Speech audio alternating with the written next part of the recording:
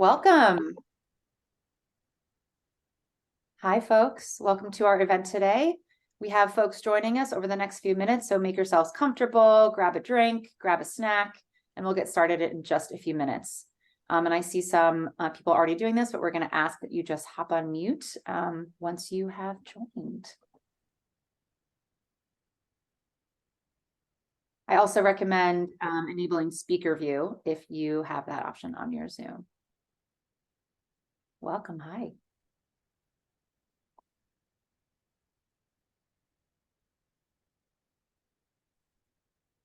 Happy Thursday, everyone. We'll give it a couple of minutes as more folks join.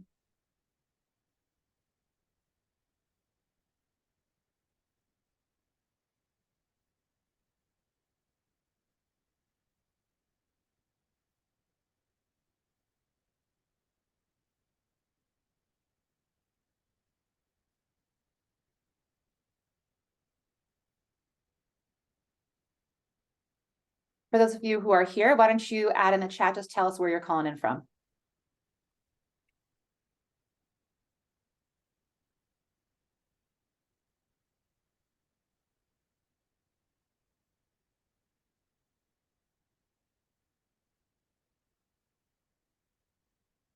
I will kick us off. Ben Locke, you win. Grand Rapids, amazing. Miami, thank you so much. Representing New York here. Hi, Allie.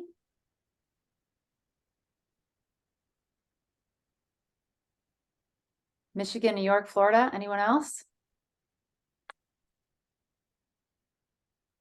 Of course, Los Angeles. We thank Alexis for being here earlier than most of the rest of us.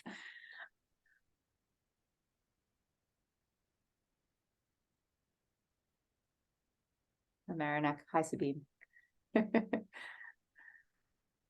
right, folks, I'm going to get us started in just about 1 minute. So again, if you haven't had a chance to grab anything, now is the time to do so. We might have some folks join as we're kind of introducing what today is all about. But until then, we'll jump on in.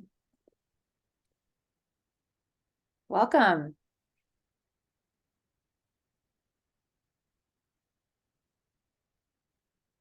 Welcome, welcome. Please add where you're calling in from in the chat.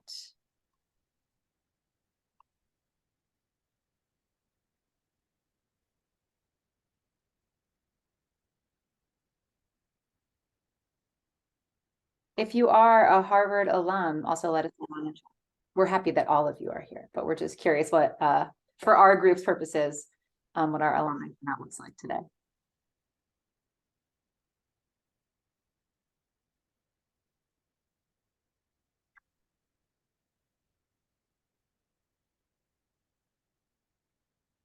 Awesome. Okay, Mary, if it feels good to you, I think we can get started. Again, we might have folks jumping in. Just a couple of housekeeping things again. I'm going to ask, it looks like everyone is muted. Appreciate that. You're welcome to, if you're not presenting, of course, turn your camera off.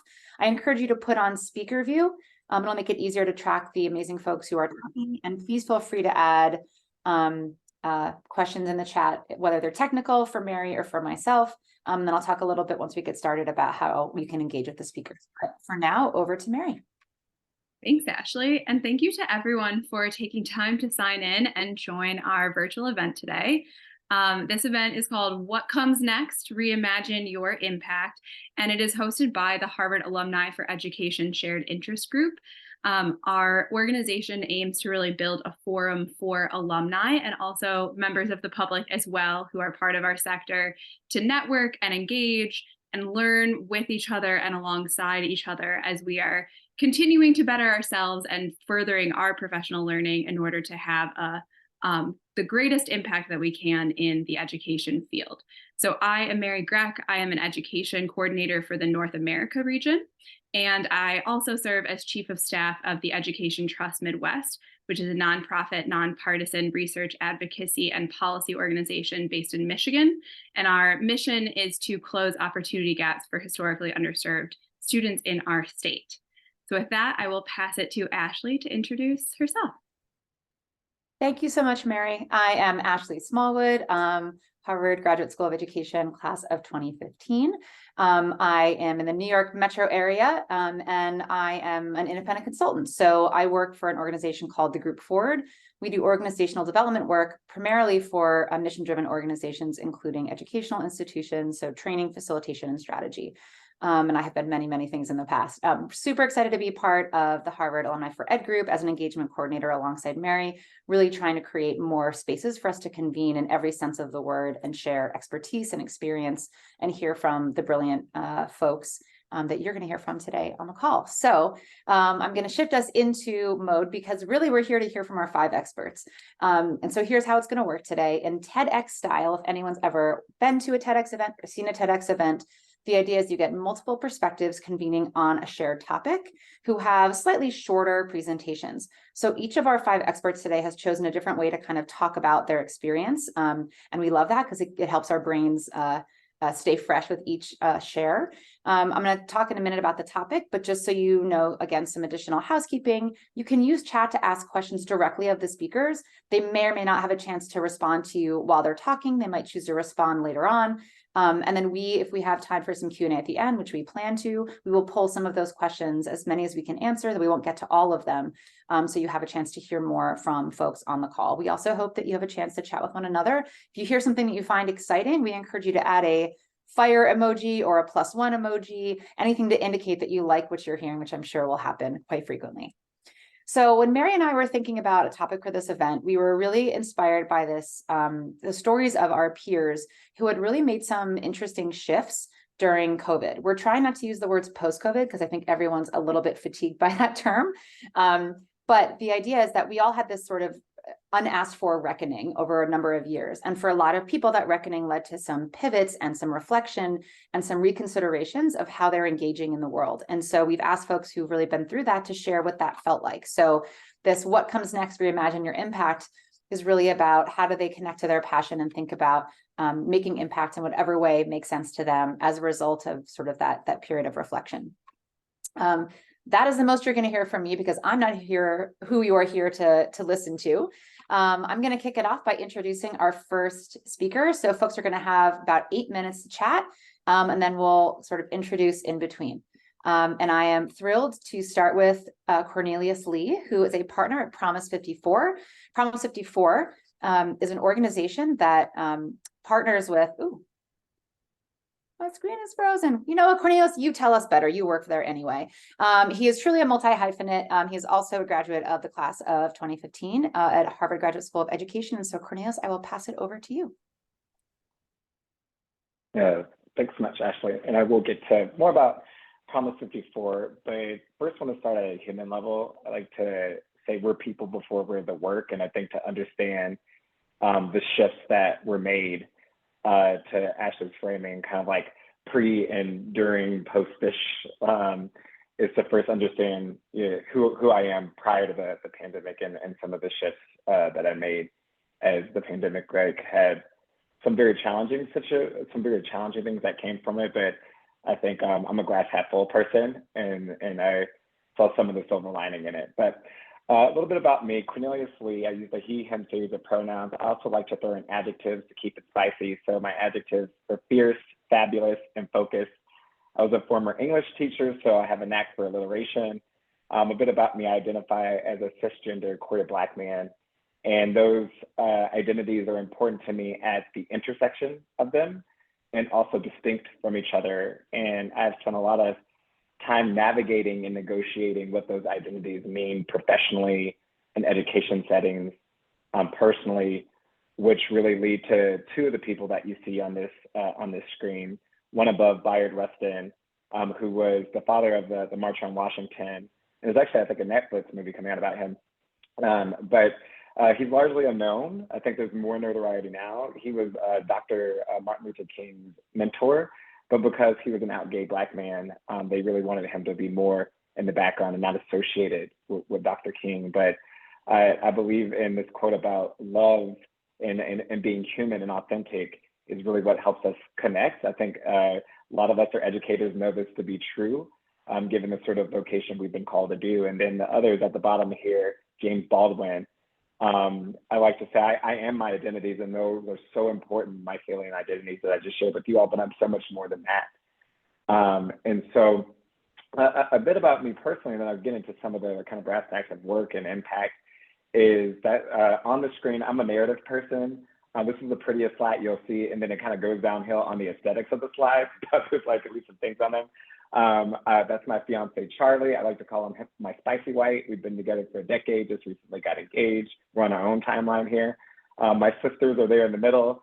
I like to say I am the strong Black man I am today because I grew up with 5 sisters. And then I am also a wine specialist, and that happened during the pandemic. I'll get to that in just a bit.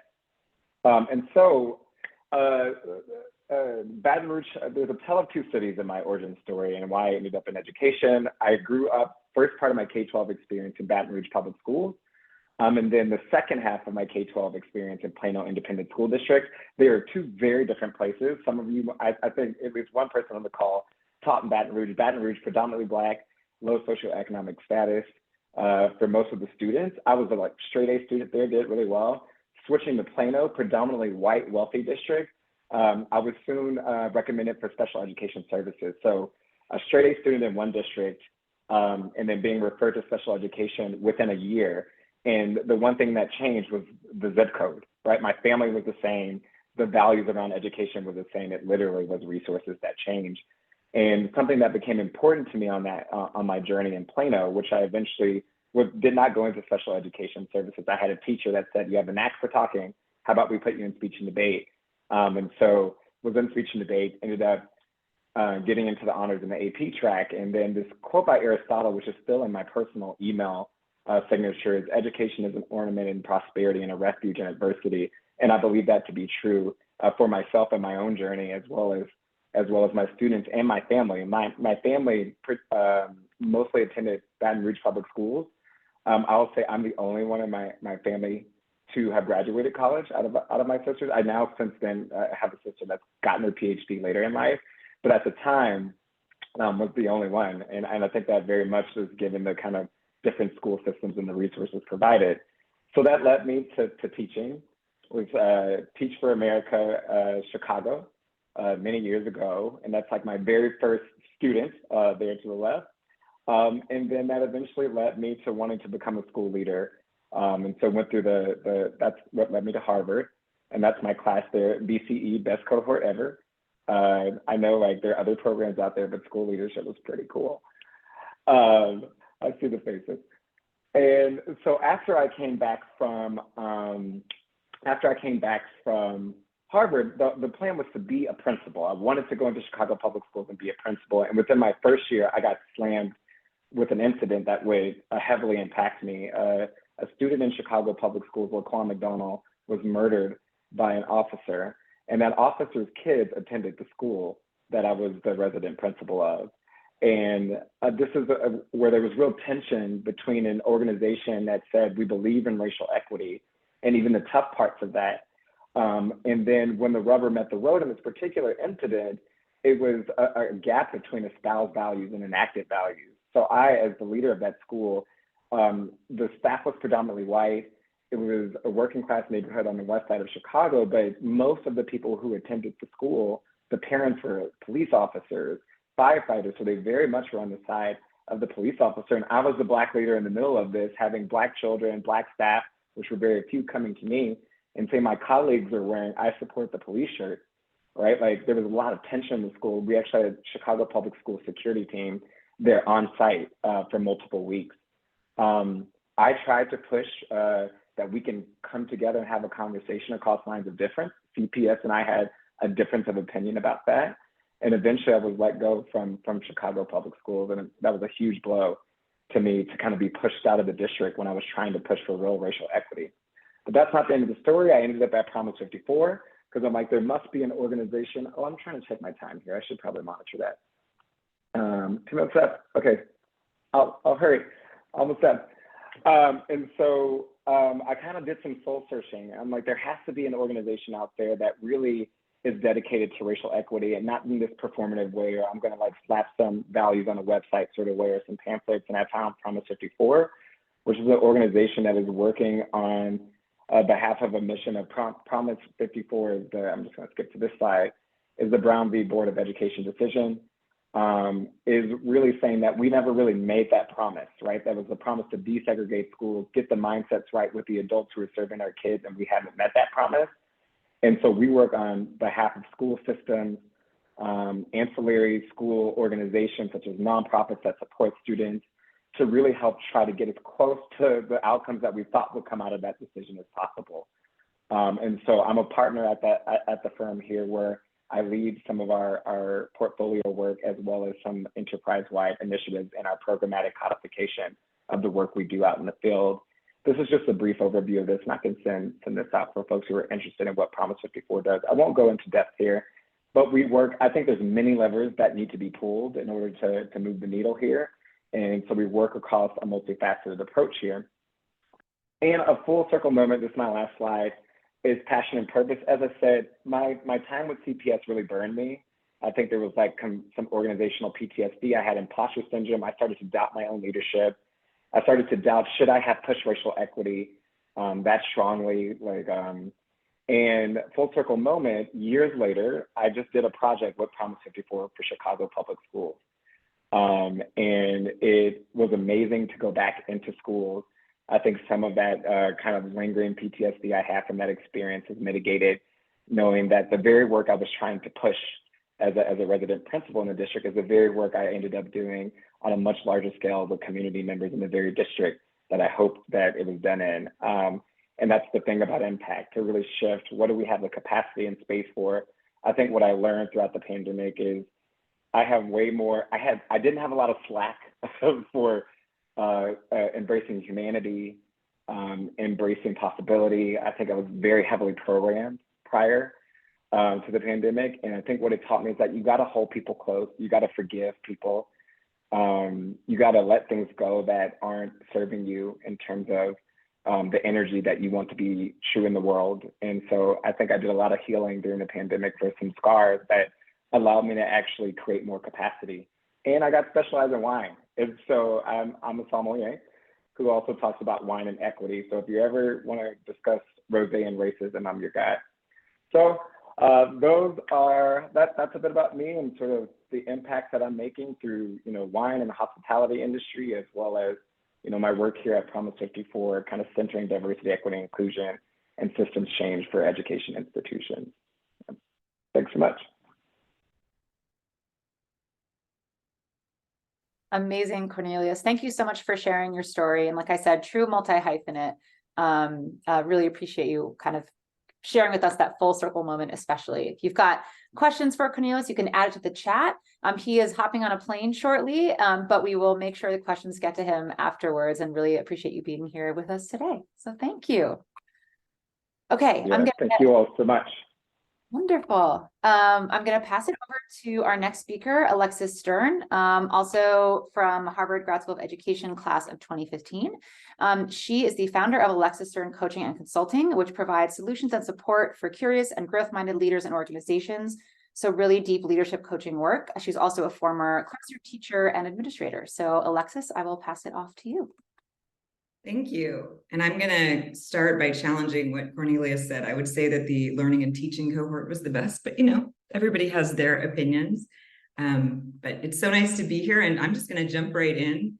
So here's a snapshot of my brain when I was named high school principal at the independent school I'd been working at for a few years in LA. I'm going to fix all the problems. No more unsupportive administration, no more principal who isn't first and foremost a classroom teacher. I'm going to redirect and engage the parents, but I'm going to also enforce clear boundaries. I'm going to ensure that all the faculty feel heard and engage them in change and decisions. I'm going to make sure our curriculum makes sense, prepares our students for college and being upstanding citizens, and helps them think critically. And I'm going to eat a lunch every day. And that list went on. And then there's the reality. So year one is that principal, boom, emails from parents like the one that said, you're ruining my child's life because there was a scheduling conflict and the kid couldn't get in the math section they wanted. Boom, a student is demonstrating significant aggression and indicating an excessive fondness for guns. Boom, new school leadership takes over and moves us in a new direction. Boom, a parent is publicly berating a referee and it's shared on TMZ. And then boom, a global pandemic. That state of emergency was declared literally when I was with 30 students at an international conference in New York. And boom, and boom, and boom. And the biggest boom of all was, let's have you do the job of 3 people. I loved the kids. I loved working with the faculty, but I was flailing even if it seemed like I had it together and something was off. My values weren't in alignment with the work I was doing and the leaders I was working for. Don't get me wrong, I consider my tenure and my 2 division head jobs as mostly successful. And while this is certainly a collective effort, if we measure it by the impact I was able to make, sure, my record stands proudly. The highest and most diverse 9th grade class in the school's history, implementation of a new transition program to support students from grades 8 to 9, redesign of the code of conduct, and on and on. We can all list these things in our jobs, right? But what I learned as a result of the pandemic and my exposure to a fabulous leadership coach was perhaps I'm measuring the wrong thing. What about my own happiness and my own fulfillment? And was I living in alignment with my values? And as someone who was diagnosed with a degenerative physical disability in 2016 and had the related health issues, and whose favorite aunt and perhaps favorite person was dying of pancreatic cancer, it was really important for me to refocus. And while I should have known I needed to refocus before the pandemic made it impossible to continue to ignore that. In the fall of 2020, I had just started my 2nd high school division head role in Texas. So eternal opposite day after working in LA and then moving into Fort Worth. And I needed support, but I wasn't sure what I needed. Was it more professional development or webinars or a grief counselor or a mentor? And instead I was given the option of hiring a leadership coach. And I hadn't really heard of that. If you know me and my athletic ability or lack thereof, you'd understand why most coaches I'd engaged with throughout my life were like, and turned me into a bench warmer, and rightfully so. But I did start looking into coaching, and I learned that leadership coaching is really different. So there's a boom, and a really good boom, or an awakening. And this incredible human, a former school leader herself, became instrumental in restoring my sanity, my confidence, my clarity, and became my work therapy. For an hour each week, we'd discuss a topic on my mind, we'd narrow it to a goal, and then she'd ask me questions to help me think through and process, as well as identify how I want to respond or lead in ways that aligned with my values and talents and passions. And from working with her, I also learned how to shift to a leader who puts curiosity first instead of always trying to solve. So I was asking more questions and heightening collaboration and empathy, and I was seeing more clearly. I realized that a lot of my discontent really was that misalignment with my values, whether that was with my leader or the institution. And I was also learning that I wasn't loving a lot of the division head work at that time. So we worked together to identify what I did love, building leadership capacity in others, creating and facilitating unique learning experiences, and making connections with adults and students. So I decided to do just that and only that, and began a year-long graduate school-esque coaching certification program, making my exit from working in a single school and my entry into working with many schools and across industries. Today, I run Alexis Stern Coaching and Consulting, and I work with many leaders nationwide thanks to Zoom as an ICF certified leadership coach in one-to-one sessions. Coaching is for strong leaders to continue to grow, so those who seek my services are already pretty self-aware, and they're just seeking continued growth and support. Coaching relies on the belief that clients have the answers within, so my job is just to ask questions that enable these incredible leaders to access their own answers and develop their own solutions, to identify mental or other blocks getting in the way, and to lead with more values alignment, more authenticity, and more ease. The fact that I'm here today talking kind of at you for 8 minutes is a rarity for me now, but this labor of love that I found and the key lessons it took to get there are worth sharing, so I'm going to go back to this talk at you. But now I do get to help leaders at various levels to develop skills that enable them to easily navigate conflict or set boundaries or communicate clearly, manage and honor emotions, give actionable feedback, and celebrate wins. Most importantly, I work with leaders to help them be more curious about themselves and about those they lead. I'm an unbiased ally, a mirror of sorts for reflection, or as one client says, a weekly lifeline. And I get to learn from them every session too. So I'm no longer a formal educator, but I'm impacting education differently. My goal when I went into coaching was to keep good leaders in their roles, because leadership in any field is harder than ever, and it was already really hard in education. I know this, it requires support, and I believe coaching is often the necessary support to keep leaders in those roles. I've learned how important it is for a leader to know their values and recognize when their values are being tested or out of alignment. That's usually when they have those ew feelings or struggle the most. This was true for me when a parent sat in my office and demanded special treatment for their child because they were a full pay parent. I remember that value contradiction and feeling actually ill. Or when leadership would tolerate inappropriate parent behavior because they were a donor. It's just, ugh. One of my top values is kindness. So when people are unkind and when that lack of kindness is tolerated, I don't do well. The other piece of coaching that's so helpful is I teach my clients how to be more curious and coaching leaders. So they're learning to ask more questions, to believe that those who report to them have the answers themselves, and that builds trust in relationships and effectiveness at all levels. I love coaching. Much like when I was teaching, the hours fly by, I'm not looking at the clock. And as far as living my own fantasy goes, the only way I think I could enjoy it more is if somehow there were like tons of golden retriever puppies in each session. In addition to kindness, connection, leadership, and curiosity are my top values, and I feel them in every interaction in my business. I also support leadership team effectiveness as a consultant. I do leadership learning strategy at Disney, and I do content development and learning strategy for companies that hire me. I run virtual workshops for leaders to develop their own coaching skills or find their purpose.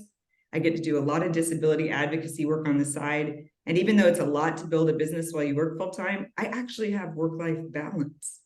I get to do the things I love on my terms. I get to honor my values, and my mind and my body and my dog are so grateful. So other than finding a leadership coach to support you on your journey and shifting as much to constantly come from a place of curiosity, the best advice I could offer anyone trying to figure out if their role is right or what they want to do next or how to just find more joy in each day is to figure out your top values if you haven't already and make sure that your work puts you in regular alignment with them. Make sure that the people you work with align with them as well. Their top values might not match yours exactly, but if they don't align with one of your core values at all, it's going to be a problem, especially if it's your leader. And if you'd like a values assessment, email me. I'll throw my email in the chat in a minute. I'm happy to share one. Take your time here. Finding that ideal role definitely requires intentionality, reflection, courage, and thought partnership, but it really is worth it because you're going to find your own fantasy and make the impact that you seek. So thank you. I hope I didn't go over too much with my 8-ish minutes. But thanks, Ashley. Thank you so much, Alexis, for sharing your story. Definitely hearing some commonalities with what you shared and what Cornelius shared, especially in terms of alignment with values and how that has redirected your journey. And of course, similarly, a full circle moment, it sounds like for you, being able to enact the kind of work that your own coach was doing for you. So really appreciate you sharing. Okay, I see some excitement and some comments in the chat as well. Keep it going, attendees. Our next speaker is Dr. Jen DeNeal, Director of Policy and Research at the Education Trust Midwest, which is a nonpartisan research and advocacy organization dedicated to improving education for all Michigan students, especially Michigan's most vulnerable students. She's also an alumna of the Harvard Strategic Data Project and a former teacher. So Jen, over to you. All right, thank you very much. I guess I have to say that the Strategic Data Project Cohort 7 was actually the best, just to keep in line with the theme here. But good afternoon, everyone. Thank you. Thank you for having me today. As you just heard, my name is Jen, and I'm the Director of Policy and Research at the Education Trust Midwest. So in my role, I oversee a team responsible for generating various data analyses and conducting extensive policy research, which we then use as an organization in our advocacy work with state and community education leaders. I'll talk a little bit more about what I do in this role later, but first I want to start with how I got here. So I grew up in a small town in Southern Illinois, and when I graduated high school, the most important moment to me was when my dad, who was a member of our local school board, handed me my diploma. The fact that my high school had been placed on the federal academic watch list and what that might say about my academic preparation didn't really cross my mind. A few years later, I joined Teach for America as a music teacher in the Mississippi Delta. And by that point, I knew that I wanted to end up in the policy world, but I didn't want to be one of those policymakers who knew about education because they had attended school. So 2 years later, I moved to North Carolina for graduate school and ended up working for the North Carolina Department of Public Instruction and State Board of Education for about 5 years. And during my time at the department, I observed that all the people who I thought had the coolest jobs also had doctorate degrees. Now, everybody here knows that correlation does not equal causation, but I decided to hedge my bets and joined a doctoral program anyway. And shortly after that, I left the K-12 education space for a new role, one with tuition benefits, at the University of North Carolina at Chapel Hill.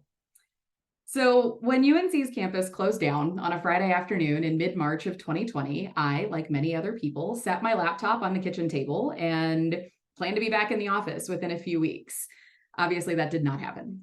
The next year was very much survival mode, right? Adapting to life in lockdown, managing that constant feeling of existential dread and the perils of Zoom bombing, right? All while trying to do our best to find community in a socially distanced world.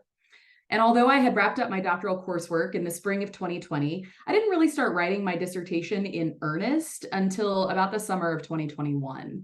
And around that same time, we were beginning to come back into the office, but in a way that I still find hard to describe. Just things felt different. Objectively, my job and my life looked very much the same way it had before the pandemic, but somehow everything had changed. In that final year of writing my dissertation, I began to feel unsettled and ready for a new adventure. I was researching the origins of the North Carolina residency model for teacher preparation, and through the writing process, I rediscovered my passion for K-12 education policy. When I defended my dissertation in March of 2022, I knew it was the right moment to make a change. While I had been feeling professionally stuck for more than a year, completing my degree program presented a natural moment of transition, and I started seriously looking for new opportunities. So I subscribed to a bunch of job boards, and when this role with EdTrust Midwest landed in my inbox, I thought, Detroit? I mean, I had grown up in the Midwest, but I had literally never been in the state of Michigan. And so while I also had several years of experience on both the government side of education policy and in conducting rigorous educational research, one thing I had never done was advocacy.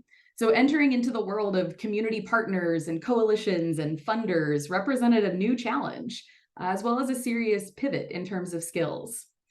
But despite knowing very little about Michigan's specific educational context, I took a chance and applied for the job. And I was pleasantly surprised when they called me a few days later to set up the first in a series of interviews. And around the same time when I was interviewing for the job, I attended a higher education conference in Las Vegas at a hotel called the D, which some of you will recognize as a nickname for the city of Detroit. I had no idea. So suddenly I find myself in this hotel surrounded by conference rooms that are all named after Michigan cities. And most of our meetings were in fact in the Detroit room. Okay, universe, I hear you. So when I got back from the conference, I accepted the job and began the process of moving to the Great Lakes state. In the last year at EdTrust Midwest, I've had the opportunity to re-engage with the policy skills I had developed over the years in a way that has been incredibly fulfilling. Mentoring and managing a team of motivated, creative analysts is equal parts challenging and invigorating. Pivoting to the advocacy world from more of a pure policy space has been every bit the challenge I imagined it would be. Learning how to communicate with funders and write grant proposals is a new skill set, and frankly, one I'm still working to build. In the last year, we've had some amazing advocacy wins that have resulted in a more equitable funding formula for Michigan students who live in concentrated poverty, who are English learners, and children with disabilities. These transformative changes will allow school districts to provide more and better supports for children who have been underserved by our educational system for far too long. And although I'm just in the very beginning of my impact, potential impact of this role here, as I've reflected on my journey so far, I've come up with kind of three things from my journey that I hope you will consider in your own journey. And first, that's if you feel stuck, look for a moment of transition. For me, finishing my dissertation was a natural moment of transition to go to something new. What moments of transition, big or small, can you see in your future? Are they job related, like wrapping up a project? Life related, like moving to a new state, getting a diagnosis, finishing a degree program? Or more traditionally time bound? New Year's resolution, anyone? The important thing about identifying a transition moment is that it gives you the ability to plan and search intentionally for an opportunity which will allow you to maximize both your impact and your personal satisfaction. Second, choose your people wisely. When I interviewed with the EdTrust Midwest management team, the first thing I noticed and remarked on was that they all really seemed to like each other. And there was this beautiful moment on the Zoom call where everyone paused and then reflected, yeah, we do. We really like each other.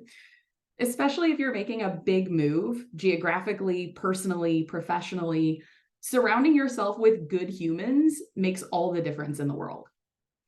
And finally, don't be afraid to say yes, even if it means starting over. Taking the job at EdTrust Midwest meant leaving the place that I had called home for 10 years and moving to a place that I had only visited to house hunt and where I knew basically no one except the people I would be working with. I won't say that it's been easy, but I will say that it's been rewarding. Not everyone has the ability to move halfway across the country and start over, but if you can, and there's an opportunity you find exciting, I encourage you to seriously consider saying yes. Who knows what opportunities await you? And I'll be honest with you, the work we do at EdTrust Midwest, it's hard. Education policy is a long game. Policy windows can stay closed for years to only open for this brief little moment where you have to be prepared to jump through. And in the grand scheme of things, my career and hopefully my impact are only one small part of the fight for educational equity for all children. A fight that will certainly continue long after I have retired. And when that reality feels a little overwhelming, I like to return to this quote from the Dalai Lama, and it is what I will leave you with today. And that is that to remain indifferent to the challenges we face is indefensible. If the goal is noble, whether or not it is achieved in our lifetime is largely irrelevant. What we must do, therefore, is strive and persevere and never give up. Thank you very much.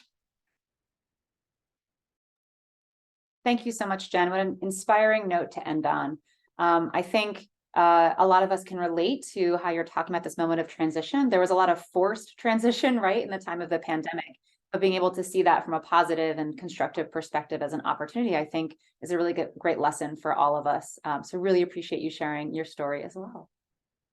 Okay, I'm going to turn it over to our next speaker, Dr. Sabeen Sheikh of Teachers College, Columbia University. She's the director of TC Next, which is the Career Services Office at Teachers College. And Teachers College is most well known as a graduate school of education, but it also provides graduate programs for folks studying healthcare, psychology, and leadership. So Sabeen, over to you.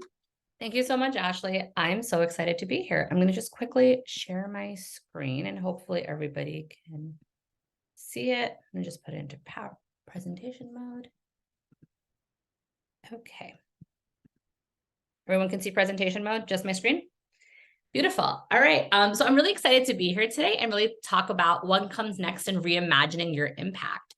So I'm going to just talk a little bit about who I am. As Ashley mentioned, I'm currently the director of TC Next at Teachers College at Columbia.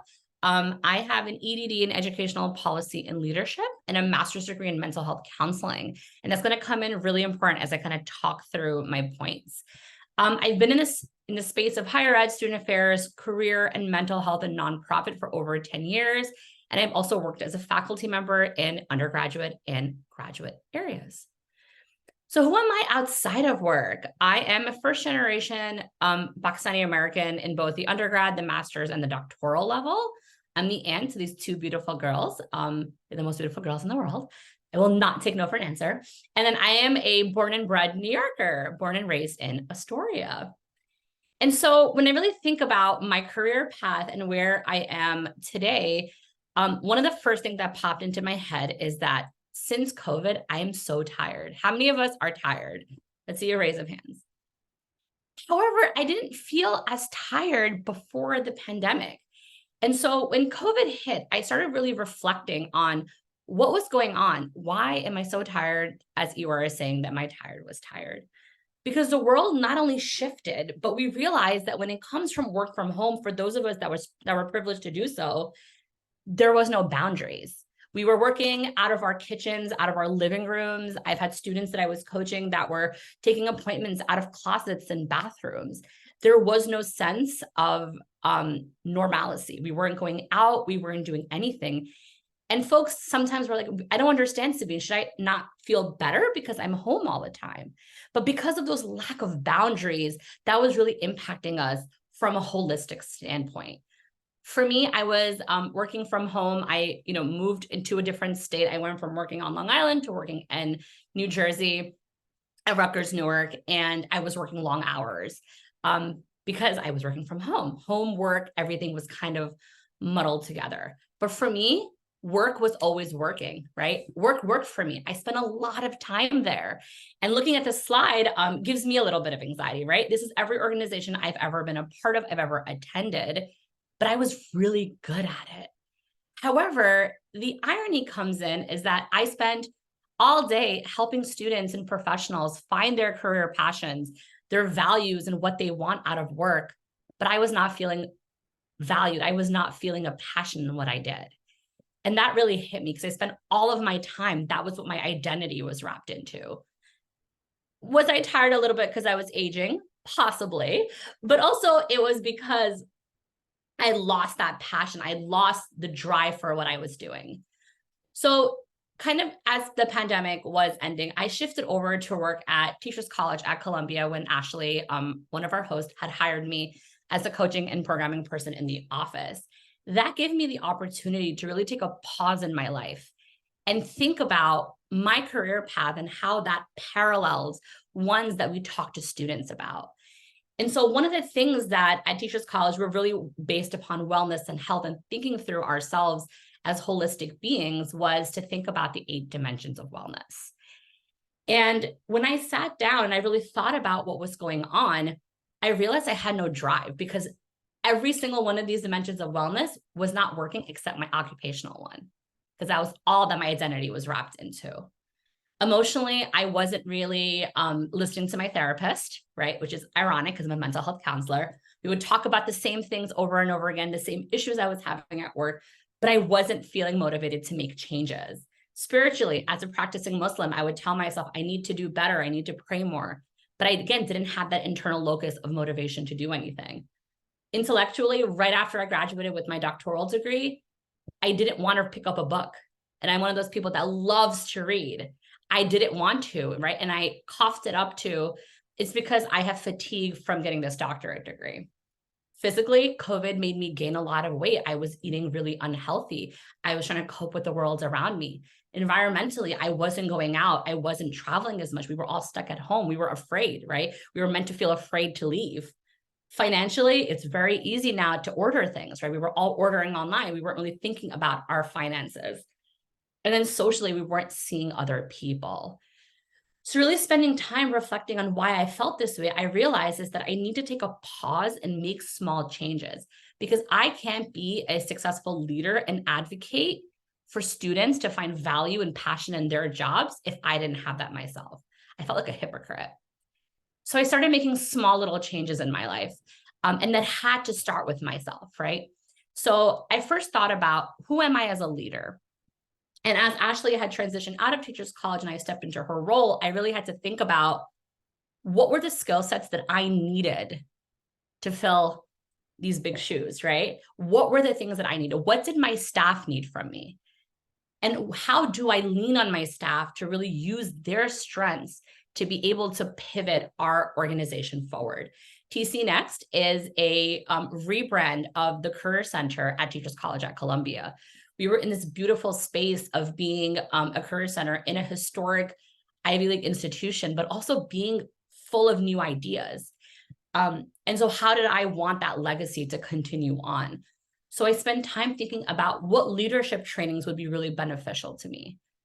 So me and the senior associate director went through a Rockwood leadership training, which was a week long. And I encourage anyone that is in a leadership role to consider it, which uses your whole self to really help you figure out what parts of your story help you in your leadership abilities.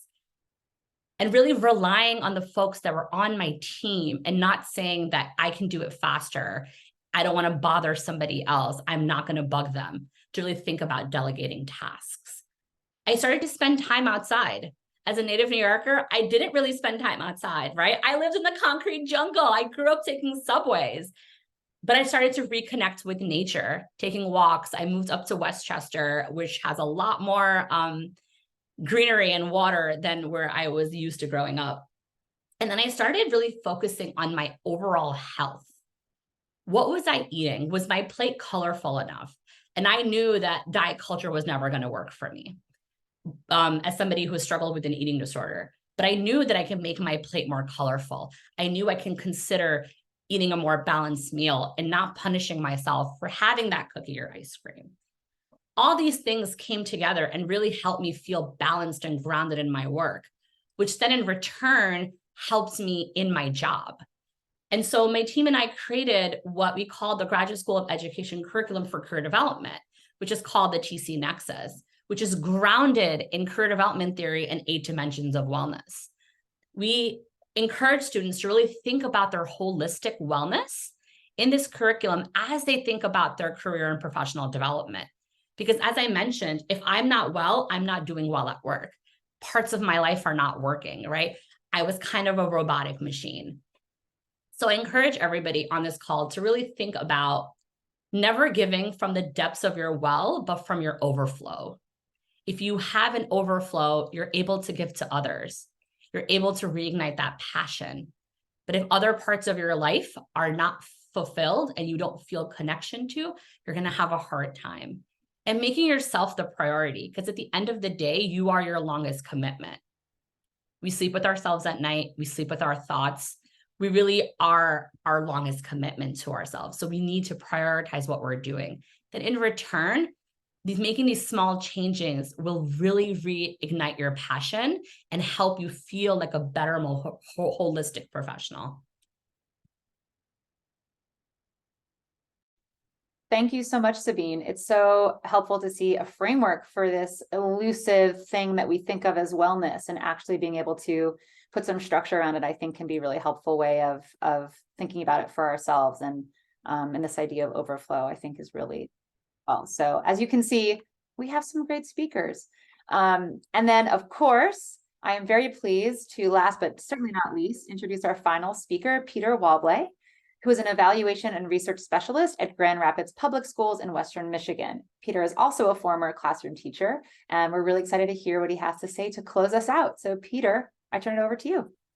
All right, thank you so much. So as I was preparing for this, I started to kind of like go through my life story, and then it just like morphed into this.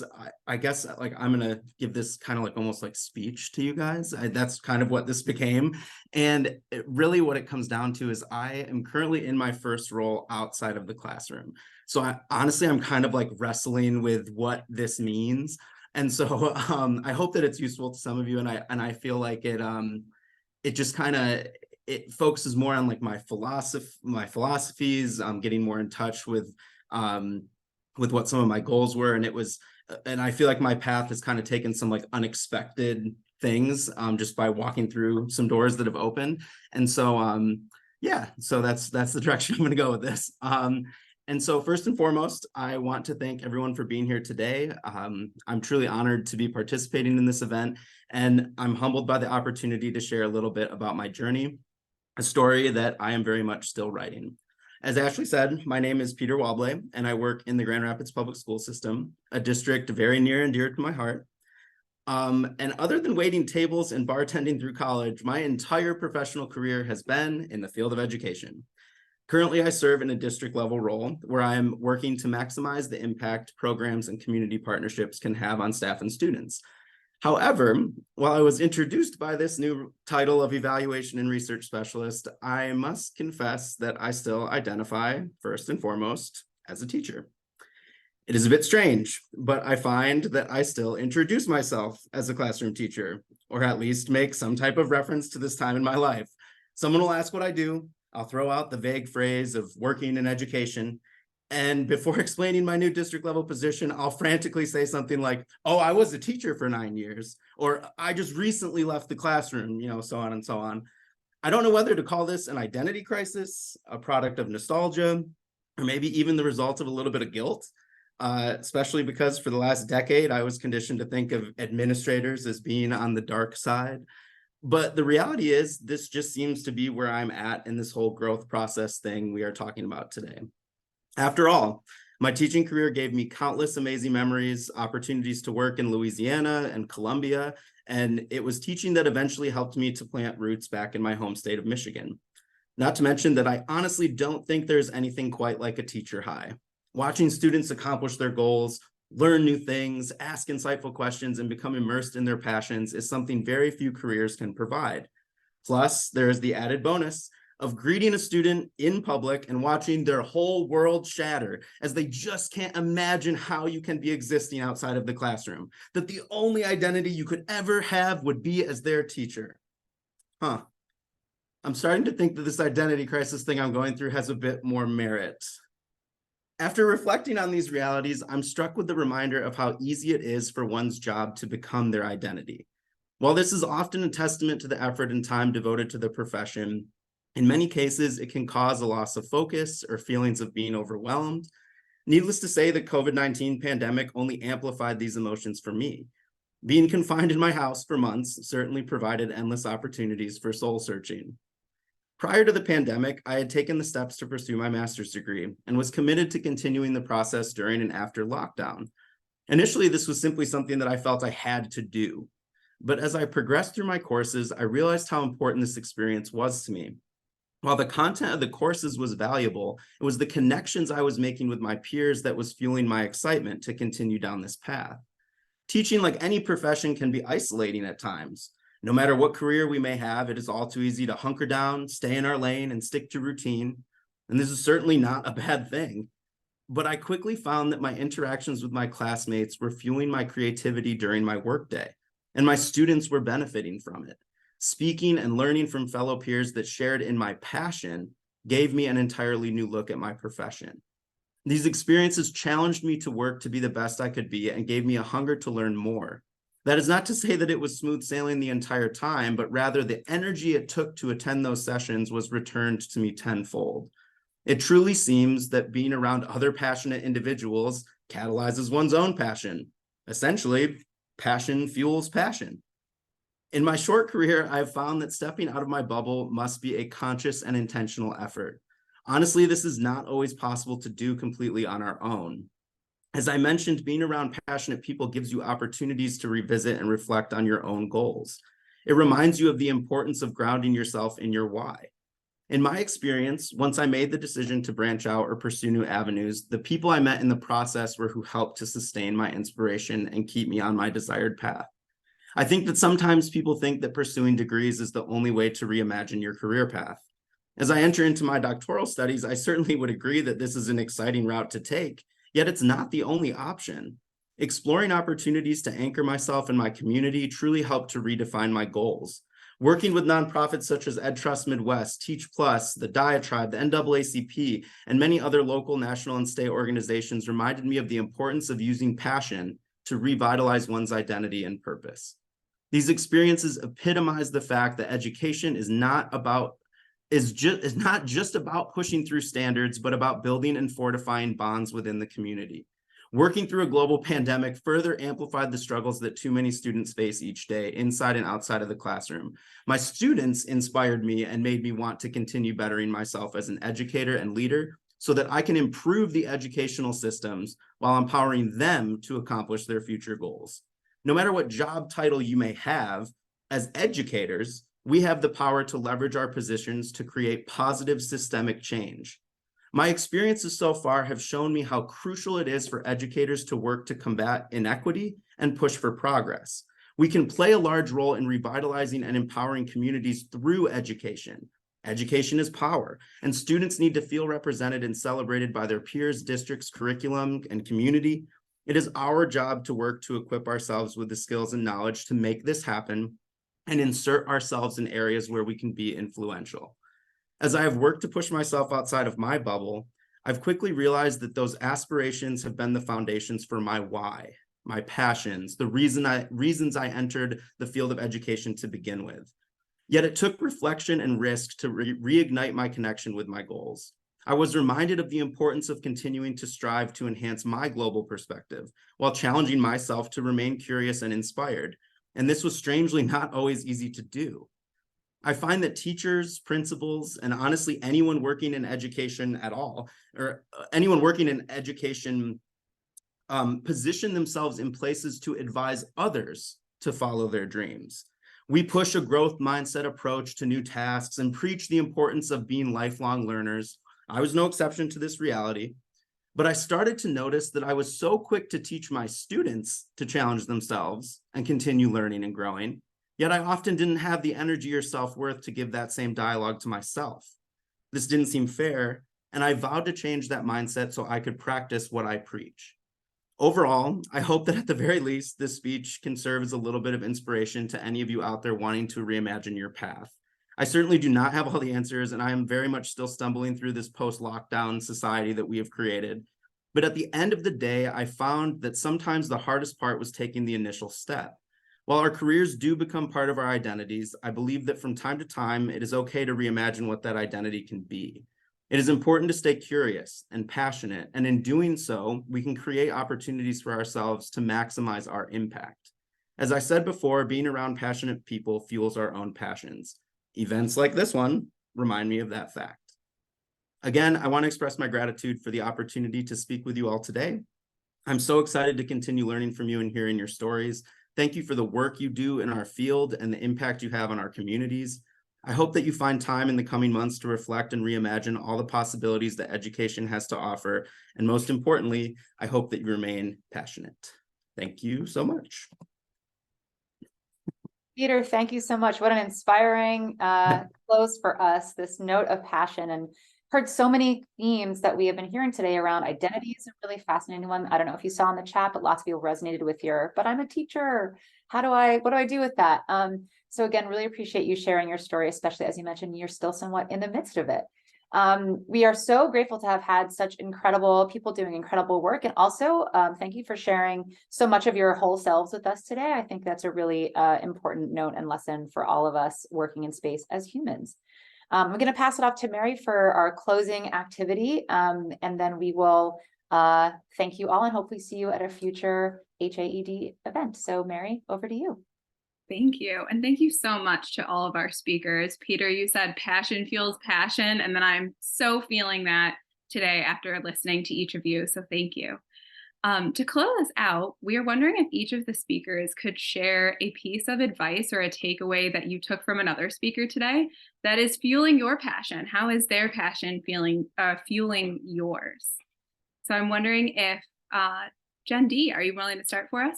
How did I know I was going to get picked first?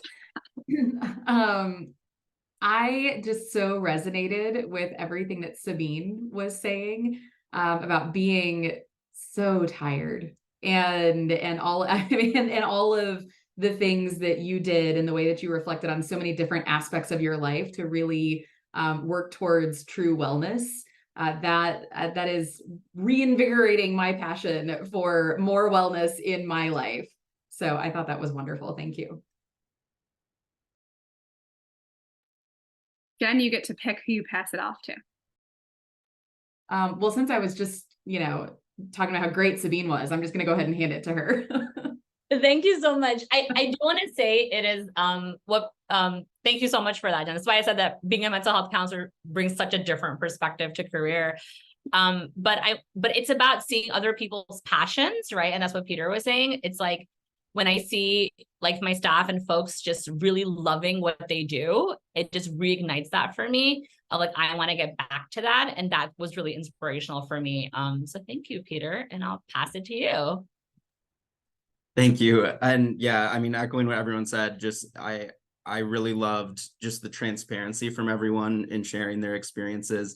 And I feel like both Alexis and Cornelius, you both did a great job of kind of showing like how you were able to pivot depending on what life was throwing at you and how you were able to kind of take those experiences and flip them into something that can be, a positive force as you progress through your career. So I really appreciated your perspectives on that. So Alexis, I'll pass it to you.